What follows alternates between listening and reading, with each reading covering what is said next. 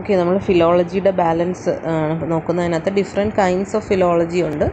ഒന്നാമത്തത് കമ്പാരറ്റീവ് ഫിലോളജിയാണ്. Comparative philology എന്ന് പറയുമ്പം വി കമ്പയർ അല്ലെങ്കിൽ study the relationship between different languages, അതിനാണ് നമ്മൾ കമ്പാരറ്റീവ് ഫിലോളജി. അപ്പം ഒരു ലാംഗ്വേജ് അല്ലെങ്കിൽ വേറൊരു ലാംഗ്വേജും അതുമായിട്ടുള്ള ഒരു സിമിലാരിറ്റീസ്, ഡിഫറൻസസ് എന്തൊക്കെയാണ്, അല്ലെങ്കിൽ അത് ഒറിജിൻ ചെയ്തത് ഒരുപോലെയാണോ, അങ്ങനെയൊക്കെ സ്റ്റഡി ചെയ്യുന്നതാണ് കമ്പാരറ്റീവ് ഫിലോളജി എന്ന് പറയുന്നത്.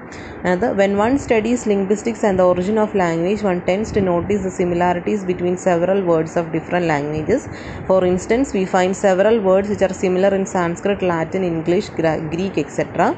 All these languages belong to the Indo-European family. The Sanskrit word brother corresponds in the meaning and sound to the English brother, and or traya resembles three in English and also tres in Latin. നിങ്ങൾ history of English language പഠിച്ചായിരിക്കുമല്ലോ. അപ്പോൾ അതിനകത്ത് Indo European ലാംഗ്വേജസിൽ തന്നെ ഒരു കാറ്റഗറിയിൽ വരുന്ന languages എല്ലാം, അതിനകത്ത് നമ്മുടെ ഇന്ത്യൻ, സാൻസ്ക്രിറ്റ്, പേർഷ്യൻ, ലാറ്റിൻ, അതെല്ലാം ചില വാക്കുകളെല്ലാം ഒരേപോലാണ്. ബ്രദർ, ട്രസ്, ത്രീ, ത്രയ എന്നൊക്കെ പറയുന്നതെല്ലാം.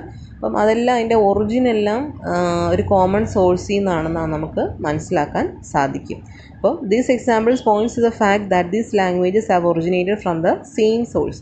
ഒരേ സോഴ്സിൽ നിന്നാണ് ഈ ലാംഗ്വേജ് എല്ലാം ഒറിജിനേറ്റ് ചെയ്ത് വന്നതെന്ന് നമുക്കിതിൽ നിന്ന് മനസ്സിലാക്കാൻ സാധിക്കും.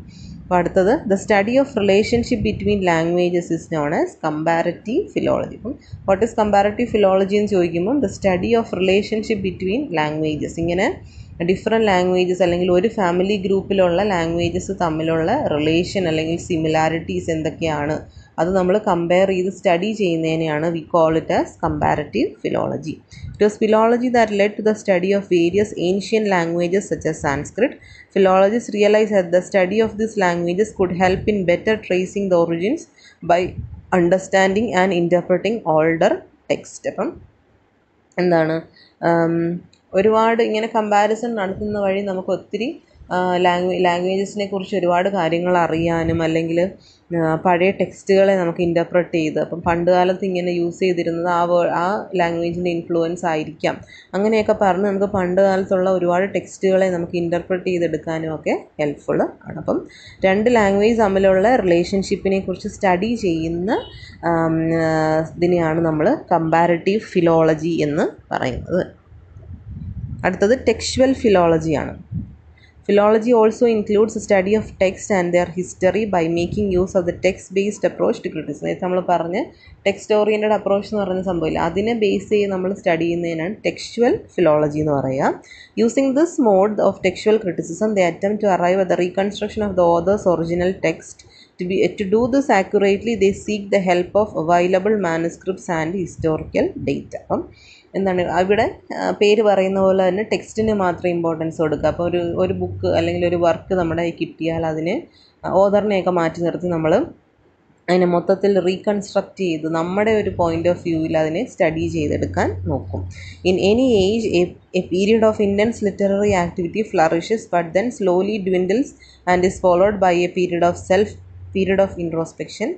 We find scholars examining earlier literature and texts in order to study, interpret, transmit and preserve them for the coming ages.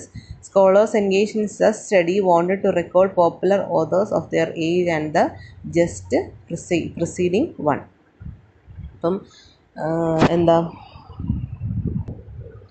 അപ്പോൾ ഒരു ഓതറിൻ്റെ എന്താണെന്ന് വെച്ചാൽ ഒരു ടെക്സ്റ്റ് നമ്മൾ വായിക്കുമ്പം ഏത് കാലഘട്ടത്തിലാണോ അത് എഴുതിയത്, അന്നുള്ള ഹിസ്റ്റോറിക്കൽ ഡേറ്റ അല്ലെങ്കിൽ അന്നുള്ള മാനുസ്ക്രിപ്റ്റ്സ്, ഇതൊക്കെ നമുക്ക് പരിശോധിച്ചാൽ അതിൻ്റെ ആ ഏജിൻ്റെ എന്തൊക്കെ പ്രത്യേകതകൾ ആ ടെക്സ്റ്റിൽ റിഫ്ലക്റ്റ് ചെയ്യുന്നുണ്ടെന്ന് നമുക്ക് കാണാൻ പറ്റും. പിന്നെ ഇവിടെ പറഞ്ഞിരിക്കുന്ന ഇങ്ങനെ ചെയ്യുന്ന വഴി, അല്ലെങ്കിൽ പണ്ട് കാലത്ത് ചിലപ്പം എല്ലാ ടൈമിലും കുറേ നാൾ ഭയങ്കര ലിറ്റററി ക്രിയേഷൻസൊക്കെ ഭയങ്കര ഫ്ലറിഷ് ചെയ്യും. പിന്നെ കുറച്ച് നാൾ കഴിയുമ്പോൾ അതെല്ലാം ഡ്വിൻഡിൽ ചെയ്യുകയെന്ന് വെച്ചാൽ ക്ഷയിച്ചു പോവുക, വീക്കൻ ചെയ്ത് പോവുക. അപ്പം പിന്നെ അങ്ങനെ പല പല മാറ്റങ്ങളുണ്ടായി വരും. അപ്പം ഒരു ടെക്സ്റ്റ് നമ്മൾ പഠിക്കുമ്പം അതിൻ്റെ ഹിസ്റ്റോറിക്കൽ ബാക്ക്ഗ്രൗണ്ട് പഠിക്കുമ്പോൾ, അല്ലെങ്കിൽ അതിൻ്റെ ഹിസ്റ്ററി, ചരിത്രത്തിന് എത്രത്തോളം ആ ടെക്സ്റ്റിനെ ഇൻഫ്ലുവൻസ് ചെയ്തിട്ടുണ്ട് എന്ന് നമുക്ക് മനസ്സിലാക്കാനായിട്ട് സാധിക്കും. Scholars engaged in such study wanted to record popular authors of their age and the just preceding one. Textual philology served their purpose well and was used since the 4th century in ancient Greece. അപ്പം അതിനകത്തൊരു example പറയുന്നത് അടുത്ത പാരഗ്രാഫിൽ പറയുന്നുണ്ട്. One can find constant use and improvement this method as a age progress. Bible which remains to this day one of the most widely read and circulated book shows various stages in the development of textual philology. ഇപ്പം Bible ഏറ്റവും വലിയൊരു എക്സാമ്പിളാണ് എന്താ ഈ textual philology എന്ന് വെച്ചാൽ ഓരോ കാലഘട്ടം കഴിയും തോറും ഇപ്പം ആദ്യത്തെ ഒരു ഫോം ഓഫ് ബൈബിൾ അല്ല ഇപ്പം നമുക്കുള്ളത്. അപ്പം എന്താണ് ടെക്സ്ച്വൽ ഫിലോളജി വെച്ച് അല്ലെങ്കിൽ ടെക്സ്ച്വൽ ഫിലോളജിസ്റ്റ് അത് പഠിച്ചു വരുമ്പോൾ അവർക്ക് മനസ്സിലാവുന്നതെന്ന് വെച്ചാൽ ഓരോ കാലഘട്ടത്തിനനുസരിച്ചുള്ള മാറ്റങ്ങളും ബൈബിളിൽ വന്നിട്ടുണ്ട്. അപ്പം ആദ്യകാലത്ത് എഴുതിയിരുന്ന സംഭവം അല്ല ഇപ്പം നമ്മുടെ കയ്യിൽ കിട്ടുന്നതല്ല ഇപ്പം നമ്മൾ വായിക്കുന്നത്. അപ്പം ഓരോ കാലത്തിനനുസരിച്ചുള്ള മാറ്റങ്ങൾ ബൈബിളിൽ പോലും വന്നിട്ടുണ്ട്. What makes it so complex is that the religious and the socio-political influences the Bible has may hamper its objective analysis. To this day, studies are made to reconstruct the original Bible by studying various manuscripts that are available. അപ്പം എന്താണ് ഇപ്പോഴും to reconstruct the original Bible, പണ്ട് ആദ്യത്തെ ആ ഒരു Bible എന്തായിരുന്നു, അല്ലെങ്കിൽ ഇപ്പോൾ ഒത്തിരി മാറ്റം വന്നിട്ടുണ്ട്. അപ്പം ടെക്സ്ച്വൽ ഫിലോളജിസ്റ്റുകൾ സ്റ്റഡി ചെയ്യുന്നത് പണ്ട് കാലത്തെ ഏറ്റവും ഒറിജിനൽ ഫോം ഓഫ് ബൈബിൾ, അതിൻ്റെ മാനുസ്ക്രിപ്റ്റ് എന്തെങ്കിലും ഉണ്ടോ, അല്ലെങ്കിൽ അതിനെ റീകൺസ്ട്രക്ട് ചെയ്ത് നമുക്ക് എന്തെങ്കിലും മനസ്സിലാക്കാൻ സാധിക്കുമോ എന്നൊക്കെയാണ് ഇവർ സ്റ്റഡി ചെയ്തുകൊണ്ട് ഇരിക്കുന്നത്. The same method was employed to retrieve in addition to recording of several classical and medieval text. Bible പോലെ തന്നെ ബൈബിൾ ഏറ്റവും വലിയൊരു ക്ലാസിക്കൽ വർക്കാണ് നമ്മുടെ ലിറ്ററേച്ചറിൽ. പക്ഷേ അതുപോലെ തന്നെ വേറെയും ക്ലാസിക്കലായിട്ടുള്ള മെഡീവൽ ടെക്സ്റ്റുകളെയൊക്കെ ഇങ്ങനെ റീകൺസ്ട്രക്ട് ചെയ്യാനായിട്ട് ടെക്സ്ച്വൽ ഫിലോളജിസ്റ്റുകൾ അറ്റംപ്റ്റ് ചെയ്യുന്നുണ്ട്, അവർ സ്റ്റഡി ചെയ്തുകൊണ്ട് ഇരിക്കുന്നുണ്ട്. ഓക്കെ, അടുത്തത് ന്യൂ ഫിലോളജിയാണ്. New philology approaches a text as it is in the original manuscript. They do not allow the process of editing or reconstruction. അപ്പം ഈ ഒരു ടെക്സ്ച്വൽ ഫിലോളജിയുടെ വേറൊരു കൈൻഡാണ് ഇത് ന്യൂ ഫിലോളജി എന്ന് പറയുന്നത്. എന്ന് വെച്ചാൽ ഇപ്പോൾ ബൈബിൾ നമ്മൾ എടുക്കുകയാണെങ്കിൽ ന്യൂ ഫിലോളജിസ്റ്റ് പഠിക്കുന്നത് ഏതായിരിക്കും, ആ ഒറിജിനൽ ആദ്യത്തെ ആ ഒരു മാനുസ്ക്രിപ്റ്റ് മാത്രമായിരിക്കും. അല്ലാതെ ഇപ്പോൾ ഇന്ന് നമ്മുടെ കയ്യിലിരിക്കുന്ന ബൈബിൾ എടുത്ത് കൊടുത്താൽ അവരത് സ്റ്റഡി ചെയ്യത്തില്ല. അവർക്ക് ആവശ്യം എന്താണ്, അവർ ഒറിജിനൽ മാനുസ്ക്രിപ്റ്റ് ഏതാണോ അത് മാത്രം മതി. അല്ലാതെ എഡിറ്റിംഗ് നടത്തി അല്ലെങ്കിൽ റീകൺസ്ട്രക്ഷൻ ചെയ്ത സാധനങ്ങളൊന്നും അവർക്ക് ആവശ്യമില്ല. അപ്പം ടെക്സ്ച്വൽ ഫിലോളജിസ്റ്റ് എന്ന് പറയുന്നത് അവർ റീകൺസ്ട്രക്ട് ചെയ്ത സാധനങ്ങളെല്ലാം റീകൺസ്ട്രക്ട് ചെയ്താണ് അവർ നോക്കിക്കൊണ്ടിരിക്കുന്നത്. ന്യൂ ഫിലോളജിസ്റ്റ് വരുമ്പോഴത്തേക്ക് അവർക്ക് ഇതൊന്നും വേണ്ട, എഡിറ്റ് ചെയ്ത് റീകൺസ്ട്രക്ട് ചെയ്ത സാധനങ്ങളൊന്നും വേണ്ട, അവർക്ക് ഒറിജിനൽ സാധനം മാത്രം മതി.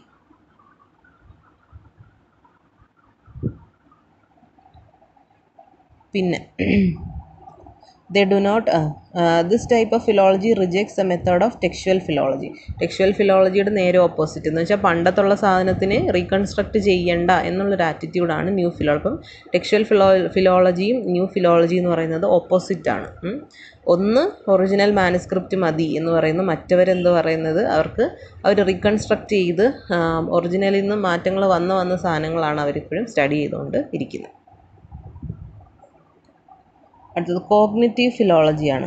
The study of text as a consequence of intellectual processes of man is known as cognitive philology. Cognitivism നമ്മൾ S5 നമ്മൾ പഠിച്ചൊരു ടേമാണ് ELTക്കകത്ത്. കോഗ്നിറ്റീവിസം എന്ന് വെച്ചാൽ related to the intellectual ability of a man, അല്ലെങ്കിൽ ഒരു മനുഷ്യൻ്റെ ബുദ്ധി അല്ലെങ്കിൽ അവൻ്റെ ഇൻ്റലിജൻസ് ആയിട്ട് റിലേറ്റ് ചെയ്ത സാധനത്തിനെയാണ് നമ്മൾ കോഗ്നിറ്റീവ് എന്ന് പറയുക. അപ്പം the study of text as a consequence of intellectual process, ഒരു മനുഷ്യൻ്റെ ഇൻ്റലക്ച്വൽ പ്രോസസ്സിൻ്റെ ഔട്ട്കമായിട്ട് അല്ലെങ്കിൽ അതിൻ്റെ റിസൾട്ടായിട്ട് ഒരു ടെക്സ്റ്റിനെ സ്റ്റഡി ചെയ്യുന്ന കൈൻഡ് ഓഫ് ബ്രാഞ്ച് ഓഫ് സ്റ്റഡിയാണ് ഇത് കോഗ്നിറ്റീവ് ഫിലോളജി എന്ന് പറയാം.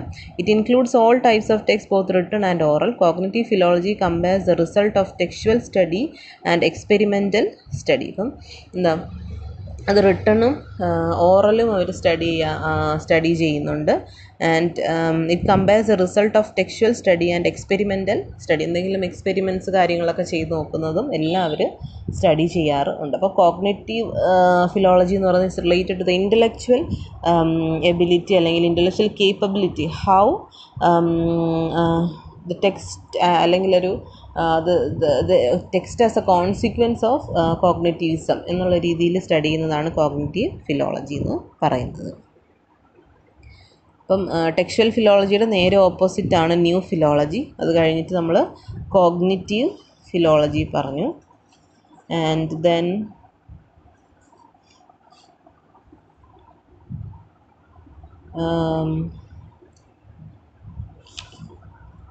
അടുത്തത് സ്റ്റൈലിസ്റ്റിക്സ് ആണ്. അടുത്ത പേജിൽ ഉള്ള ഒരു ടോപ്പിക്കാണ് സ്റ്റൈലിസ്റ്റിക്സ്. സ്റ്റൈലിസ്റ്റിക്സ് എന്താണെന്ന് നമുക്ക് നോക്കാം. The word style from the perspective of literature is used to denote a manner of writing, speaking and performing in a superior quality. അപ്പം എന്താണ് അതൊരു ഡെഫിനിഷൻ പോലെയാണ് കൊടുത്തേക്കുന്നത്. The word style from the perspective of literature. എന്ന് പറയുക, ലിറ്ററേച്ചറിൻ്റെ point of വ്യൂവിൽ നമ്മൾ style എന്ന് പറയുമ്പോൾ അതിനെങ്ങനെയായിരിക്കും ഡിഫൈൻ ചെയ്യാം? It is used in not a manner of writing. ഒരു എഴുത്തുകാരൻ്റെ സ്റ്റൈൽ എന്ന് പറഞ്ഞാൽ ഇസ് മാനർ ഓഫ് റൈറ്റിംഗ് അല്ലെങ്കിൽ സ്പീക്കിംഗ്. ഒരാളുടെ സംസാരിക്കുന്ന സ്റ്റൈൽ എന്ന് പറഞ്ഞാൽ അയാൾ സംസാരിക്കുന്ന രീതി അല്ലെങ്കിൽ പെർഫോം ചെയ്യുന്ന രീതിന് സുപ്പീരിയർ ക്വാളിറ്റി, അത് ഭയങ്കര ഹൈ ക്വാളിറ്റി ആയിട്ടുള്ള സാധനവും ആയിരിക്കാം. The definition of stylistics can be put down in simple terms as a study of literary style. That is, stylistics is a modern version of rhetoric. അപ്പം simple ടേംസിൽ പറയുവാണെങ്കിൽ ഇത് study of literary style. ഒരു എഴുത്തുകാരൻ അല്ലെങ്കിൽ ഒരു കവി അല്ലെങ്കിൽ ഒരു ആരും ആയിക്കോട്ടെ, ഒരു കലാകാരൻ, അയാളുടെ കൈൻഡ് ഓഫ് സ്റ്റൈൽ, അതിനെക്കുറിച്ചുള്ള സ്റ്റഡിയാണ് നമ്മൾ എന്ത് പറയുന്നത്? സ്റ്റൈലിസ്റ്റിക്സ് എന്ന് പറയുക. And is a modern version of rhetoric. പണ്ട് ഇതിനെ പറഞ്ഞിരുന്ന വേർഡാണ് റെട്ടറിക്. അപ്പം അതിൻ്റെ ഒരു മോഡേൺ വേർഷനാണ് സ്റ്റൈലിസ്റ്റിക്സ്. പിന്നെ അതിൻ്റെ ബാക്കിയായിട്ട് വരുന്ന അതിൻ്റെ താഴത്തെ പാരഗ്രാഫിൽ, സ്റ്റൈലിസ്റ്റിക്സിൽ രണ്ടാമത്തെ പാരഗ്രാഫിലുണ്ട്, style is classified under various heads. Style എന്ന് പറയുന്ന വേർഡിനെ പല ആളുകൾ പല തരത്തിൽ ക്ലാസിഫൈ ചെയ്തിട്ടുണ്ട്. അത് style is classified under various heads. That is Cicero classified it as high, middle and low. Cicero എന്ന് പറയുന്ന സ്കോളർ, അദ്ദേഹം സ്റ്റൈലിനെ 3 കാറ്റഗറി ആയിട്ട് ഡിവൈഡ് ചെയ്തിട്ടുണ്ട്. High style or grand, middle or mean and low or plain. In modern age Northrop Frye എന്ന് പറയുന്ന ഒരു ക്രിട്ടിക്കാണ്. ആർക്കിടൈപ്പൽ criticism ഒക്കെ, അതിന് PG ഒക്കെ നിങ്ങൾ പോവുകയാണെങ്കിൽ അവിടെ പഠിക്കും. ആർക്കിടൈപ്പൽ ക്രിറ്റിസിസം ഒക്കെ സ്റ്റഡി ചെയ്ത ഒരാളാണ് Northrop Frye. Differentiated between the demotic language and hieratic varieties. അപ്പം എന്താണ് നോർത്രോപ്പ്, ആദ്യം സിസറോ ആണ് ക്ലാസിഫൈ ചെയ്തത്. അത് ഹൈ, മിഡിൽ ആൻഡ് ലോ എന്ന് ക്ലാസിഫൈ ചെയ്തു. പിന്നെ ഇൻ മോഡേൺ ഏജിൽ നോർത്രോപ്പ് ഫ്രൈ അദ്ദേഹം ഡിഫറൻഷിയേറ്റ് ചെയ്തതാണ് ഡീമോട്ടിക് എന്ന് വെച്ചാൽ ലാംഗ്വേജ് ഓഫ് എവരിഡേ ലൈഫും, ദെൻ ഹൈറാറ്റിക് എന്ന് വെച്ചാൽ ലിറ്റററി ലാംഗ്വേജ്. അപ്പം നമ്മൾ എല്ലാ ദിവസവും യൂസ് ചെയ്യുന്നതിന് നമ്മൾ ഡീമോട്ടിക് എന്നും, ലിറ്റററി പർപ്പസ് എന്തെങ്കിലും എഴുതാനോ ഒക്കെ അത് നമ്മൾ യൂസ് ചെയ്യുന്നതിന് നമ്മൾ ഹൈറാറ്റിക് എന്നും പറയാം. നമ്മളല്ല, നോർത്രോപ്പ് ഫ്രൈ ആണ് അങ്ങനെ ക്ലാസിഫൈ ചെയ്തത്. It was a literary school of formalism, particularly Roman Jacobson and Russian formalists, who gave new dimensions to literary stylistics. Formalists gave importance to the form of literature. They believed that it was a distinction in form that differentiated literature from non-literature, and style of a work is an essential part of form.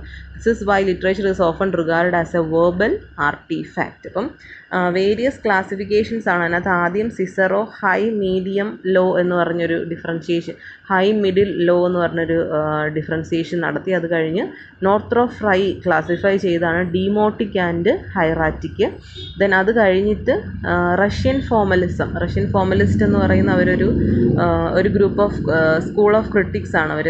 Russian formalism എന്ന് പറയുന്ന ഒരു അത് follow ചെയ്യുന്ന ആളുകൾ. അതിൻ്റെ main ലീഡറാണ് ആര്? Roman Jakobson. അപ്പം ഫോർമലിസം ആ പേരിൽ തന്നെ ഉണ്ടല്ലോ, they gave importance to the form. ഒരു എഴുത്ത് അല്ലെങ്കിൽ ഒരു വർക്ക് അവരെടുത്ത് നോക്കുമ്പോൾ അവർ ആദ്യം അതിനകത്ത് നോക്കുന്നത് അതിൻ്റെ മീനിങ് കാര്യങ്ങളൊന്നും അവർക്ക് പ്രശ്നമല്ല. They gave importance to the form of that particular text. അപ്പോൾ അവരാണ് ഈ ഒരു സ്റ്റൈലിസ്റ്റിക്സ് അല്ലെങ്കിൽ ഈ ഒരു സ്റ്റൈൽ എന്ന് പറയുന്നതിന് ഡിഫറെൻറ്റ് ഡയമെൻഷൻസ് ഒക്കെ കൊണ്ടുവന്ന ആളുകൾ. അപ്പം ദേ believe that it was A distinction in form that differentiated literature and non literature. അവരെ സംബന്ധിച്ചിടത്തോളം എന്താണ്, ഇപ്പോൾ നമ്മളൊരു 2 ബുക്ക് എടുത്താൽ അത് ഒന്ന് ലിറ്ററേച്ചർ ഏത്, നോൺ ലിറ്ററേച്ചർ ഏത് എന്ന് നമുക്ക് തിരിച്ചറിയുന്നത് എന്തിൻ്റെ ബേസിസിലായിരിക്കും? അതിൻ്റെ ഫോമിൻ്റെ ബേസിലായിരിക്കും.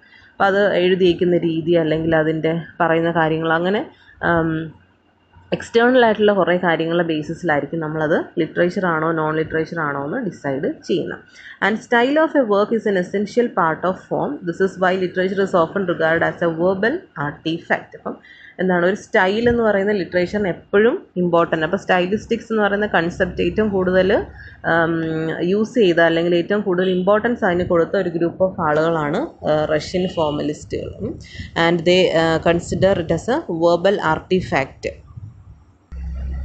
ആർട്ടിഫാക്റ്റ് എന്ന് വെച്ചാൽ ഒരു നമ്മൾ ക്രിയേറ്റ് ചെയ്തെടുത്തൊരു മഹത്തരമായൊരു സംഭവം, അതാണ് ആർട്ടിഫാക്റ്റ്. ഓക്കെ. അപ്പോൾ the European structuralists under the guidance of Ferdinand de Saussure applied semiotics and linguistics into the stylistic analysis of literary text. അപ്പം അടുത്തത് പറയുന്നത് സ്ട്രക്ചറലിസം. നേരത്തെ നമ്മൾ ഫോർമലിസം പറഞ്ഞു, പിന്നെ അടുത്തത് സ്ട്രക്ചറലിസ്റ്റിൻ്റെ കാര്യമാണ് പറയുന്നത്. അപ്പോൾ സ്റ്റൈലിസ്റ്റിക്സിന് ഇമ്പോർട്ടൻസ് കൊടുത്തൊരു ഗ്രൂപ്പ് റഷ്യൻ ഫോർമലിസ്റ്റുകളെന്ന് നമ്മൾ പറഞ്ഞു. അത് കഴിഞ്ഞിട്ട് അതിനകത്ത് മെയിൻ ആളാണ് റോമൻ ജക്കോബ്സൺ. അവർ ഫോമിനാണ് ഇമ്പോർട്ടൻസ് കൊടുത്തത്. പിന്നെ അതിന് ശേഷം വരുന്ന ആളുകളാണ് സ്ട്രക്ചറലിസ്റ്റുകൾ. സ്ട്രക്ചറലിസ്റ്റിനകത്ത് നമ്മൾ ഫെർഡിനാൻഡ് ഡി സൊഷോറിൻ്റെ പേര് നമ്മൾ നേരത്തെ കേട്ടിട്ടുണ്ട്. നേരത്തെ കഴിഞ്ഞ സെമ്മിലൊക്കെ നമ്മൾ ആ പേര് കേട്ടിട്ടുണ്ട്. അപ്പം സ്ട്രക്ചറലിസ്റ്റുകളും എന്താണ് സ്റ്റൈലിസ്റ്റിക് അനാലിസിസിനെ അല്ലെങ്കിൽ സ്റ്റൈലിനെ ഡിഫറെൻ്റ് ആയിട്ട് അവർ ക്ലാസിഫൈ ചെയ്തിട്ടുണ്ട്.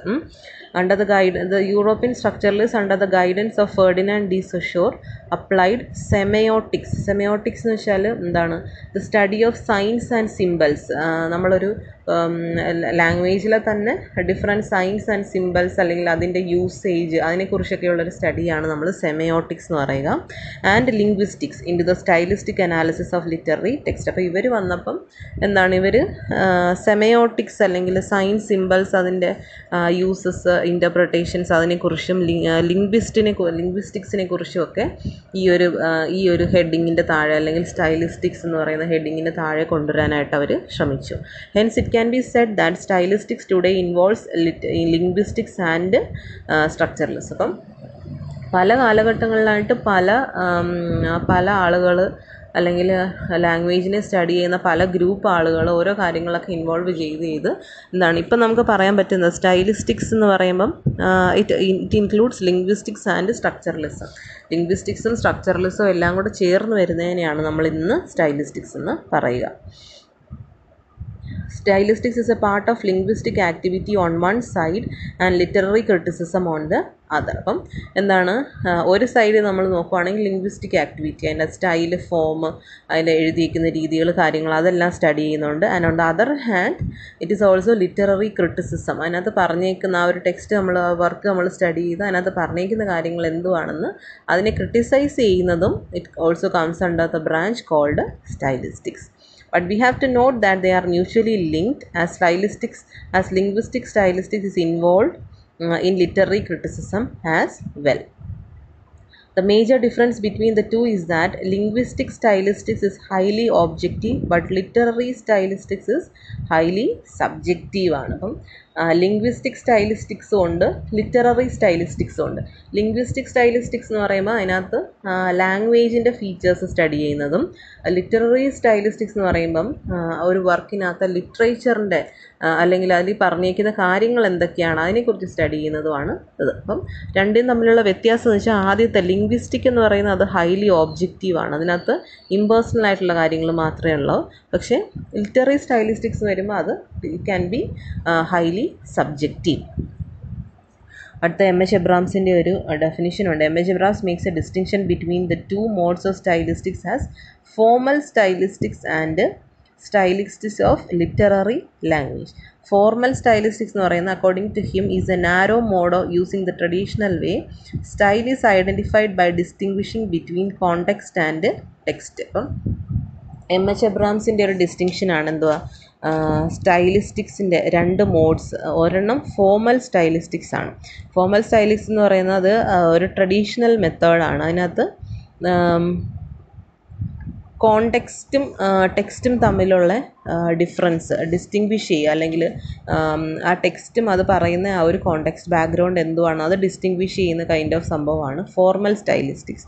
അടുത്തത് stylistics of literary language. In literature it is not enough that the message be carried, how it is conveyed forms a big part. Stylistic make use of modern linguistics to identify its features. Certain features are distinctive in a particular author, work and age. അപ്പം M.H. എബ്രഹാംസിൻ്റെ distinction രണ്ടെണ്ണമാണ്, formal സ്റ്റൈലിസ്റ്റിക്സും stylistics of literary language. ആദ്യത്തത് വരുന്നത് എന്താണ്, ഫോർമലിനകത്ത് വരുന്നത് distinction between the text and the context. ആ ഒരു ടെക്സ്റ്റും അതിൻ്റെ ബാക്ക്ഗ്രൗണ്ട് എന്തുവാണെന്നും അത് ഏത് കോണ്ടെക്സ്റ്റിലാണ് എഴുതിയിരിക്കുന്നതെന്നും അതിനെക്കുറിച്ചുള്ളൊരു ഡിസ്റ്റിങ്ഷനാണ്. രണ്ടാമത്തത് വരുമ്പം അതായത് make use of modern linguistic features. അപ്പം ലിറ്റററി ലാംഗ്വേജിൽ അല്ലെങ്കിൽ ഇപ്പോൾ ആ ഓതറിൻ്റെ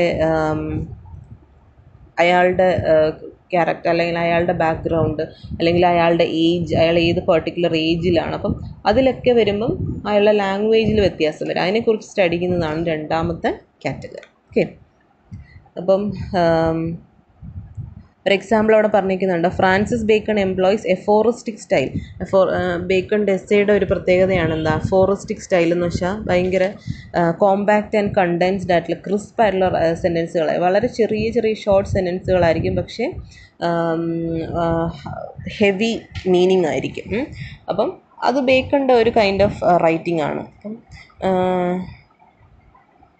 ബേക്കണിൻ്റെ സ്റ്റൈൽ ഓഫ് റൈറ്റിംഗ് ആണ് ഏത്, ഈ അഫോറിസ്റ്റിക് സ്റ്റൈൽ. അപ്പോൾ അങ്ങനെ ഓരോ റൈറ്റേഴ്സിനും ഓരോ വ്യത്യസ്തമായ കാര്യങ്ങളുണ്ട്. അതാണ് രണ്ടാമത്തെ അദ്ദേഹം പറഞ്ഞത് സ്റ്റൈലിസ്റ്റിക്സ് ഓഫ് ലിറ്റററി ലാംഗ്വേജ് എന്ന് പറഞ്ഞു. Francis Bacon employs aphoristic style in his essays, while epics use the grand style and Elizabethan dramatists engage blank verse in their drama. ഓരോ കാലഘട്ടത്തിലും ഓരോരുത്തർക്കും എപ്പിക് എഴുതുമ്പോൾ അതിന് ഗ്രാൻഡ് സ്റ്റൈലുണ്ട്, എലിസബീതൻസിന് അവർ ഡ്രാമ ഷേക്സ്പിയറിയൻ ഡ്രാമയിലൊരു ലാംഗ്വേജ് ഉണ്ട്, അങ്ങനെ ബേക്കണിൻ്റെ essay എടുത്ത് നോക്കുകയാണെങ്കിൽ അതിന് അഫോറിസ്റ്റിക് സ്റ്റൈലുണ്ട്. അപ്പം ഓരോരുത്തരുടെയും ഏജ് അനുസരിച്ച് അല്ലെങ്കിൽ അവരുടെ കാലഘട്ടം അനുസരിച്ച് അല്ലെങ്കിൽ അവരുടെ ചുറ്റുപാടനുസരിച്ച് അവരുടെ ലാംഗ്വേജസിൽ മാറ്റങ്ങൾ ഉണ്ടായിക്കൊണ്ടേ ഇരിക്കും. പിന്നെ പറയുന്നത് സ്റ്റൈലിസ്റ്റിക് ഫീച്ചേഴ്സാണ്. എൻ്റെ തൊട്ട് താഴെ പറയുന്നത് സ്റ്റൈലിസ്റ്റിക് ഫീച്ചേഴ്സ്. അത് may be phonological, syntactical, lexical and rhetorical. അപ്പം ഫൊണോളജിക്കൽ എന്ന് പറയുമ്പം അറിയാമല്ലോ, related to the sound patterns, phonology ആയിട്ട് റിലേറ്റ് ചെയ്ത് sound patterns, metre, rhyme, alliteration, assonance, അങ്ങനത്തെ കാര്യങ്ങളൊക്കെ. സിൻറ്റാക്റ്റിക് എന്ന് പറയുമ്പോൾ എന്താണ്, സ്ട്രക്ചർ ഓഫ് ഒരു സെൻറ്റൻസിൻ്റെ സ്ട്രക്ചറിനെ സ്റ്റഡി ചെയ്യുന്നതാണ് സിൻറ്റാക്സ് എന്ന് പറയും. അപ്പം sentence structure, the types of sentences like simple, complex, compound, rhetorical types of sentences, functional sentence, അങ്ങനത്തെ ഗ്രമാറ്റിക്കൽ സംഭവങ്ങളൊക്കെ വരുന്നത്. ദെൻ ലെക്സിക്കലാണ്. ലെക്സിക്കൽ മീൻസ് എന്താണ്, റിലേറ്റിംഗ് ടു വേർഡ്സ് അല്ലെങ്കിൽ വൊക്കാബുലറി ഓഫ് എ ലാംഗ്വേജ്. ഒരു ലാംഗ്വേജ് നമ്മൾ എടുക്കുമ്പോൾ അതിനകത്ത് വൊക്കാബുലറി അല്ലെങ്കിൽ വേർഡ്സുമായിട്ട് റിലേറ്റ് ചെയ്ത സാധനങ്ങളാണ് lexical. That is diction. Formal diction ആണോ, ഇൻഫോർമൽ ആണോ, ടെക്നിക്കൽ ആണോ, ഇമോട്ടീവ് ആണോ, കൊണോട്ടേറ്റീവ് ആണോ, ഡിനോട്ടേറ്റീവ് ആണോ എന്നൊക്കെ ഉള്ളത്. Then rhetoric means imagery and figures of speech. അപ്പം ഒരു സ്റ്റൈലിസ്റ്റിക് ഫീച്ചേഴ്സ് ഏതൊക്കെയാണെന്ന് ചോദിച്ചാൽ നമുക്ക് ഈ 4 എണ്ണം എഴുതാൻ പറ്റും. ഫൊണോളജിക്കൽ ഉണ്ട്, സിൻറ്റാക്റ്റിക് ഉണ്ട്, ലെക്സിക്കൽ ഉണ്ട് ആൻഡ് റെട്ടറിക്. ഓക്കെ, ഇത്രയുമാണ് സ്റ്റൈലിസ്റ്റിക് ഫീച്ചേഴ്സ്. ഒരു വർക്ക് എടുത്തിട്ട് അതിൻ്റെ സ്റ്റൈലിസ്റ്റിക് ഫീച്ചേഴ്സ് ഏതൊക്കെയാണെന്ന് ചോദിച്ചാൽ നമുക്കിതെല്ലാം പറയാനായിട്ട് സാധിക്കും. അടുത്ത അതിന് താഴെ കഴിഞ്ഞിട്ട് അത് കഴിഞ്ഞിട്ടുള്ള സൊഷ്യോർ എന്ന് പറഞ്ഞ് തുടങ്ങുന്ന ആ ഒരു പാരഗ്രാഫ് നോക്കാം. Saussure was of the opinion that language is a system. അപ്പം ഫെർഡിനാൻഡ് ഡി സൊഷ്യോറിന് അവരുടെ ഒരു കൺസെപ്റ്റ്, സ്ട്രക്ചറലിസ്റ്റുകളാണ് അവരുടെ കൺസെപ്റ്റ് എന്ന് വെച്ചാൽ they considered language as a system. Similarly, Roman Jacobson and the Prague School of Linguistics take language to be a functional structure. അപ്പം എന്താ, നേരത്തെ നമ്മൾ പറഞ്ഞ റഷ്യൻ ഫോർമലിസ്റ്റുകളുണ്ടല്ലോ, അവർ എന്താണ്, അല്ലെങ്കിൽ അവരുടെ ആ ഒരു ഗ്രൂപ്പാണ് പ്രാഗ് സ്കൂൾ ഓഫ് ലിംഗ്വിസ്റ്റിക് എന്ന് പറഞ്ഞാൽ ഫോർമലിസത്തിനെ കുറിച്ച് സ്റ്റഡി ചെയ്യുന്ന ആളുകൾ. അവരെയാണ് നമ്മളങ്ങനെ പറഞ്ഞിരുന്നത്. അവരുടെ ആ ഒരു പ്ലേസാണ് റഷ്യയിലുള്ള പ്രാഗ് എന്ന് പറയുന്ന പ്ലേസിൽ ഒരു കൂട്ടായ്മയാണത്. അപ്പം അവർ കൺസിഡർ ചെയ്തിരുന്നത് it as to be a functional structure. അപ്പം മറ്റവരൊരു സിസ്റ്റമായിട്ട് ഇവരൊരു സ്ട്രക്ചറായിട്ടും കൺസിഡർ ചെയ്യുന്നു. Jakobson identified various functions of language based on which he identified various types of language. In essay linguistics and poetics, Jakobson identified 6 different factors of language, each determining a diverse function of language. അപ്പം ജക്കോബ്സൺ എന്താണ്, അദ്ദേഹത്തിൻ്റെ വർക്കാണ് linguistics and poetics എന്ന് പറയുന്നത്. അതിനകത്ത് he identified എന്താണ് 6 different factors of language. ലാംഗ്വേജിൻ്റെ ഒരു ലാംഗ്വേജിൻ്റെ 6 different factors. അത് ഓരോന്നും എന്താണ് പെർഫോം ഡൈവേഴ്സ് ഫങ്ഷൻ. ഓരോന്നും ഓരോ ഫങ്ഷൻ പെർഫോം ചെയ്യുന്നു. ഒരു ലാംഗ്വേജിൽ 6 ഫാക്ടേഴ്സ് ഉണ്ട്. അത് 6 എണ്ണവും ഓരോ ഫങ്ഷനാണ് പ്രൊവൈഡ് ചെയ്യുന്നത്. അപ്പം അത് ഏതൊക്കെയാണെന്ന് നോക്കാം. ഒരു കമ്മ്യൂണിക്കേഷനിൽ അല്ലെങ്കിൽ ഒരു ലാംഗ്വേജ് നമ്മൾ യൂസ് ചെയ്യുമ്പോൾ അതിനകത്ത് 6 ഫാക്ടേഴ്സ് ഉണ്ടെന്നാണ് അദ്ദേഹം പറഞ്ഞിരിക്കുന്നത്.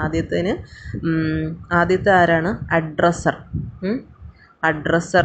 രണ്ടാമത്തത് addressee, then message, code, contact and context. Addresser എന്ന് വെച്ചാൽ എന്താ?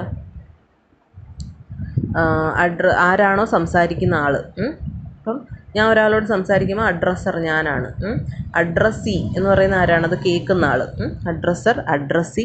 ദെൻ മെസ്സേജ് എന്ന് വെച്ചാൽ ഞാൻ അയാളോട് എന്ത് കാര്യമാണോ സംസാരിക്കുന്നത് അത്. കോഡ്, ഏത് ലാംഗ്വേജ് ഉപയോഗിച്ചാണ്, ഏത് ഭാഷ ഉപയോഗിച്ചാണ് ഞാൻ ആ മെസ്സേജ് കൺവേ ചെയ്യുന്നത്. ദെൻ കോണ്ടാക്റ്റ് എന്ന് വെച്ചാൽ ചാനൽ, എന്ത് മീഡിയം വഴിയാണ് ഞാൻ അയാളുമായിട്ട് സംസാരിക്കുന്നത്. ആൻഡ് കോണ്ടെക്സ്റ്റ്, ആ സാഹചര്യം, ആ ബാക്ക്ഗ്രൗണ്ട്, ആ സിറ്റുവേഷൻ എന്താണെന്ന്. അപ്പം ഈ 6 ഫാക്ടേഴ്സാണ് Roman Jakobson in his linguistics and പോയറ്റിക്സിൽ ഐഡൻറ്റിഫൈ ചെയ്തേക്കുന്നത്. ഇത് ഓരോന്നും ഡിഫറെൻറ്റ് ഫങ്ഷൻസ് ആണ് പ്ലേ ചെയ്യുന്നത്. അപ്പം അഡ്രസ്സർ, അഡ്രസ്സി, മെസ്സേജ്, കോഡ് എന്ന് വെച്ചാൽ ലാംഗ്വേജ് ആണ്, contact or channel and context. Corresponding to each factor he identifies following functions of language. അപ്പം എന്താ, ഓരോന്നിനും ഇക്വലൻ്റ് ആയിട്ട് അല്ലെങ്കിൽ കറസ്പോണ്ടിങ് ആയിട്ട് അദ്ദേഹം ഓരോ ഫങ്ഷൻസ് കോയിൻ ചെയ്ത് വെച്ചിട്ടുണ്ട്. അപ്പം അതൊക്കെയാണ് ഏതാണ്? ഇമോട്ടീവ് മീൻസ് എന്താണ്? Emotions, expressing emotions. കൊനോട്ടേറ്റീവ് നമ്മൾ പഠിച്ചതാണ്. ഡിനോട്ടേറ്റീവും കൊനോട്ടേറ്റീവും. എന്തെങ്കിലും ഡിനോട്ടേറ്റീവ് എന്ന് വെച്ചാൽ സർഫസ് മീനിങ്ങും, കൊനോട്ടേറ്റീവ് എന്ന് വെച്ചാൽ എന്തെങ്കിലും ഇന്നർ മീനിങ് ഉണ്ടെങ്കിൽ അത്. ദെൻ പോയറ്റിക് എന്ന് വെച്ചാൽ കാവ്യാത്മകമായിട്ട് നമ്മൾ പറയുക. Then metalingual, then phatic means gestures, hi hello എന്നൊക്കെ നമ്മൾ പറയത്തില്ല, അതാണ് ഫാറ്റിക്. ദെൻ മെറ്റാലിംഗ്വൽ എന്ന് വെച്ചാൽ ഒരു ability of a language to talk about its own features. Phrasal verbs ഒക്കെ നമ്മൾ യൂസ് ചെയ്യത്തില്ലേ, ഫ്രേസൽ വേർബ്സ്, ടേംസ്, അങ്ങനത്തെ കാര്യങ്ങളൊക്കെ യൂസ് ചെയ്യുന്നതിനാണ് മെറ്റാലിംഗ്വൽ എന്ന് പറയുക. ആൻഡ് റെഫറൻഷ്യൽ മീൻസ് എന്തെങ്കിലും റെഫറൻസസോ അല്യൂഷൻസോ അങ്ങനത്തെ എന്തെങ്കിലുമൊക്കെ പറയുന്നതാണ് റെഫറൻഷ്യൽ. അപ്പം നേരത്തെ പറഞ്ഞ 6 ഫാക്ടേഴ്സിന് കറസ്പോണ്ടിങ് ആയിട്ട് അദ്ദേഹം ഐഡൻറ്റിഫൈ ചെയ്ത് വെച്ചേക്കുന്ന ഫങ്ഷൻസ് ആണ്. ഓരോ 6 എണ്ണത്തിനും ഓരോ ഫങ്ഷൻസ് ഉണ്ടെന്ന് പറഞ്ഞു. അത് 6 എണ്ണമാണ്. ഏതൊക്കെയാണ്? Emotive, connotative, poetic, metalingual, phatic and referential. Roman Jakobson ആണ് ലിംഗ്വിസ്റ്റിക്സ് ആൻഡ് പോയറ്റിക്സ് എന്ന് പറയുന്ന വർക്കിനകത്ത് പറഞ്ഞിരിക്കുന്നത്. അപ്പോൾ സ്റ്റൈലിസ്റ്റിക്സ് ചോദിച്ചാൽ ഇത്രയേ ഉള്ളൂ സാധനങ്ങൾ. ഓരോരുത്തരും സ്റ്റൈലിസ്റ്റിക്സിന് അതിൻ്റെ ഡെഫിനിഷനുണ്ട്. പിന്നെ ഓരോ ഗ്രൂപ്പ് ആളുകളും അതിനെ ഓരോ തരത്തിലാണ് ഇൻറ്റർപ്രറ്റ് ചെയ്ത് വെച്ചിരിക്കുന്നത്. എം.എച്ച്. എബ്രാംസിൻ്റെ ഒരു ഡിസ്റ്റിങ്ഷനുണ്ട്. ദെൻ സ്റ്റൈലിസ്റ്റിക് ഫീച്ചേഴ്സ് 4 എണ്ണം: ഫോണോളജിക്കൽ, സിൻറ്റാക്റ്റിക്, ലെക്സിക്കൽ, റെട്ടറിക്. പിന്നെ ഈ അവസാനം വന്ന ഈ ഒരു സൊഷോറിൻ്റെയും റോമൻ ജക്കോബ്സൻ്റെ ആ ഒരു സംഭവം, റോമൻ ജക്കോബ്സൻ്റെ ഈ ഒരു 6 ഫാക്ടേഴ്സും കൂടി പറഞ്ഞ് അങ്ങ് തീർത്താം. അപ്പോഴത്തേക്കും സ്റ്റൈലിസ്റ്റിക്സ് കംപ്ലീറ്റ് ആവും.